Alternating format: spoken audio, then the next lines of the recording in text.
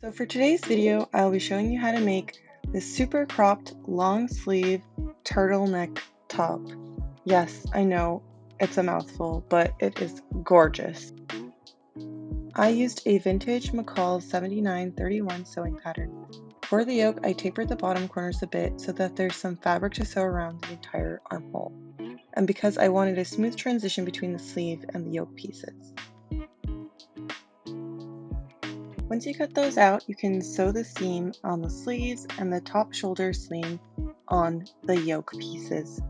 Next, I measured how wide the neck hole was and how much fabric I wanted for the turtleneck. This was 8 inches high, which I first sewed one side onto the neck hole before adding the other and hiding the seams. Add the sleeves to the armholes and then add cuffs to the sleeves.